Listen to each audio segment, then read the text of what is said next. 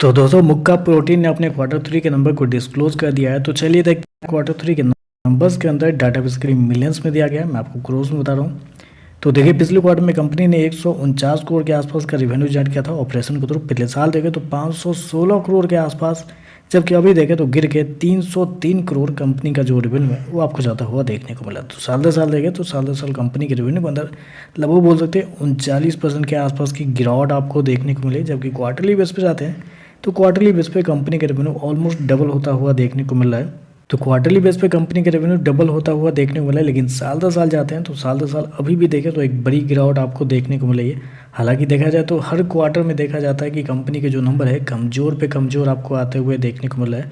हर quarter साल दर साल company के रेवेन्यू गिरते हुए ही देखने को मिला है। यही एक वजह है कि जब से कंपनी का IPO आया है उसके बाद से शेयर के अंदर थोड़ी बहुत तेज़ी में हुई, उसके बाद से शेयर के अंदर गिरावट आपको देखने को मिले लगातार।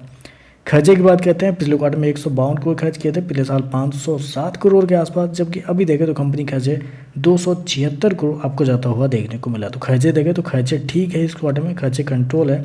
अब कंट्रोल क्या है, खर्चे भी बहुत ज़्यादा देखने को मिला है। उसके पीछे का रीज़न है इस क्वार्टर में इन्वेंट्री, क्योंकि इन्वेंट्री के नाम पर कंपनी को 120 करोड़ का फ़ायदा हुआ है इस क्वार्टर में। जी हाँ, 120 करोड़ का फ़ायदा हुआ है। पिछले क्वार्टर में 17 करोड़ के आसपास का फ़ायदा हुआ था, पिछले साल 95 करोड़ के आसपास का फ़ायदा हुआ था। तो कंपनी का इन्वेंट्री के नाम पे देखें तो इस क्वार्टर में बहुत ज़्यादा आपको फ़ायदा होता हुआ देखने को मिल रहा है, जिसकी वजह से देखें तो कंपनी का जो प्रॉफिट है वो आपको मतलब एक्सपेंस जो है वो इस क्वार्टर में कम होता हुआ देखने को। अदरवाइज देखें तो कंपनी के एक्सपेंस जो है वो बहुत ज़्यादा अभी भी देखने को मिल रहा है। इन्वेंट्री की वजह से एक्सपेंस कम होते हुए देखने को मिल रहा है।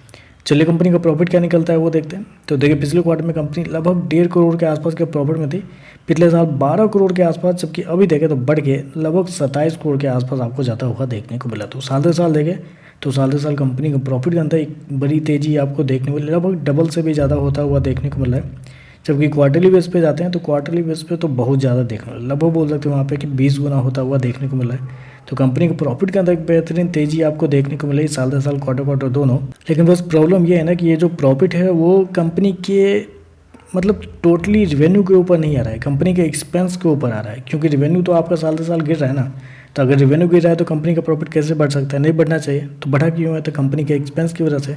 एक्सपेंस आज कंपनी ने दिखा दिए हैं 120 करोड़ का इन्वेंट्री के नाम पे। अगले क्वार्टर में क्या होगा, अगले क्वार्टर में फिर से कंपनी 15-16 करोड़ पे आ जाएगी। तो उससे क्या होगा, उससे कंपनी का एक्सपेंस फिर से हाई हो जाएगा, फिर से कंपनी के प्रॉफिट गिर जाएंगे।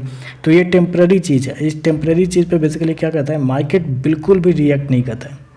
क्योंकि बैलेंस शीट जो भी इन्वेस्टर या जो भी आते हैं इस शेयर को बाई करने के लिए, तो वो पूरा बैलेंस शीट को अच्छे से पढ़ते हैं, तो उनको दिख जाता है कि रिवेन्यू की वजह से प्रॉफिट बढ़ रहा है या कुछ और कारणों से बढ़ रहा है कंपनी का प्रॉफिट। EPS देखें पिछले क्वार्टर में 7 पैसे का, पिछले साल 48 पैसे का, अभी देखें तो 88 पैसे के आसपास देखने को मिल रहा है। तो EPS बेसिकली कंपनी के नेट प्रॉफिट के ऊपर कैलकुलेट किया जाता है, इसलिए आपको बढ़ता हुआ देखने को मिला। अदरवाइज देखें मुझे तो कुछ खास नंबर देखने को नहीं मिल रहे। रेवेन्यू साल दर साल कम होता हुआ देखने को मिला, ये तो बहुत यहाँ पे नेगेटिव आपको देखने को मिला, ये तो होना ही नहीं चाहिए। प्रॉफिट बढ़ा है क्योंकि एक्सपेंस की वजह से प्रॉफिट बढ़ता हुआ देखने वाला है। तो ओवरऑल अगर शेयर के अंदर तेज़ी भी आती है तो टेम्प्रेरी तेज़ी हो सकती है, क्योंकि कंपनी के रेवेन्यू की वजह से प्रॉफिट नहीं बढ़ा है, कंपनी के एक्सपेंस की वजह से कंपनी का जो प्रॉफिट है वो आपको बढ़ता हुआ देखने को मिला है। तो चलिए बस आज के लिए बस इतना ही। वीडियो पसंद आए तो लाइक कीजिएगा, साथ में साथ चैनल को सब्सक्राइब जरूर कीजिएगा। धन्यवाद।